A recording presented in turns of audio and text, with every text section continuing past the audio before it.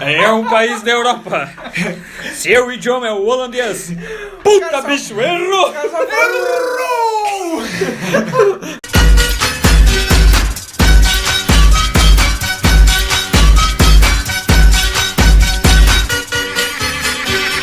Traz cachaça pra todo mundo aí.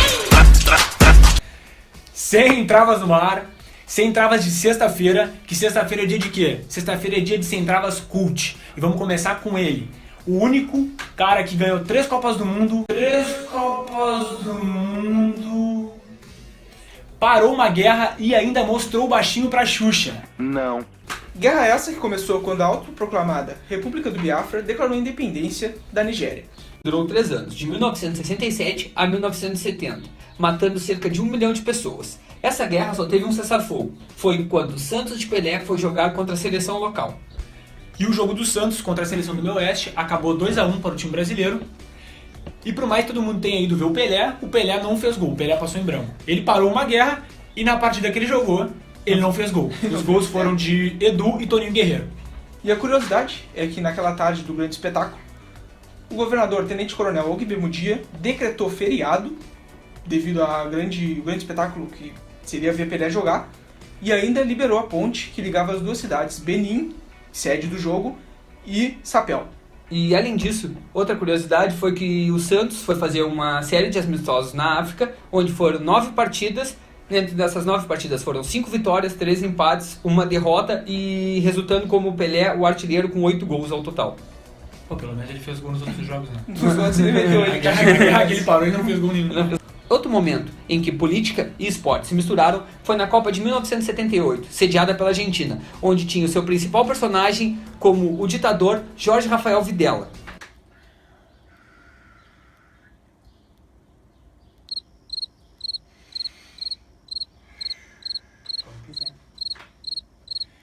Uma hora depois.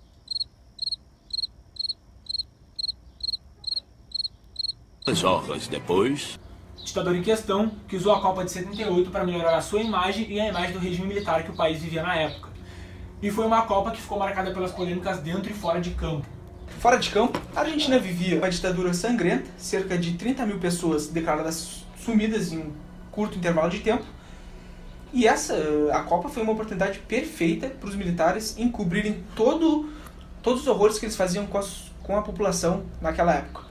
Além disso, cerca de 1 quilômetro de onde acontecia a final, pessoas sofriam na mão de torturadores argentinos.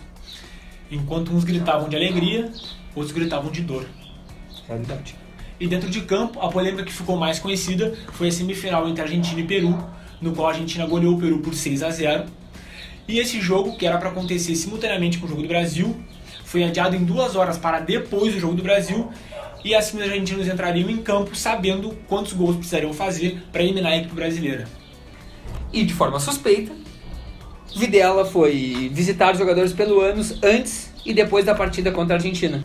Dessa visita ao vestiário surgiram 2 teorias. A primeira era de que os jogadores peruanos teriam sido subornados. A segunda era de que a Argentina doou toneladas de trigo argentino para o Peru. E uma curiosidade sobre essa Copa é que o goleiro peruano, o Quiroga, era argentino naturalizado peruano. E nessa partida podemos dizer que o Quiroga jogou de forma meio suspeita, até levando alguns gols meio bobos.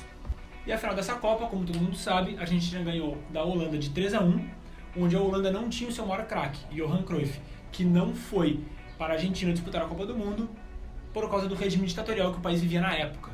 E a taça pode até ter ficado com a Argentina, mas o campeão moral foi o Brasil, que ganhou a disputa de 3º lugar após bater a Itália por 2-1.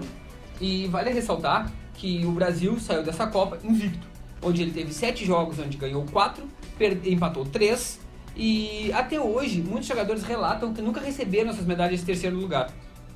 Então, vamos ficando por aqui com esse nosso Sem Travas Cult, falando sobre assuntos diversificados sobre o esporte. Se você gostou, dá aquele like, compartilha e não esquece, dá uma sugestão aí embaixo de próximos vídeos e alguma coisa a mais pra gente falar. A gente sempre está disposto a tirar as dúvidas de todo mundo. Pode dar sugestão, né? Afinal, a gente vai ler todas. Né? Não tem muita coisa, né? Não que vai ter Tem muita sugestão para ler. mas vamos ler todas. Meu pai a última vez deu uma sugestão pro vídeo.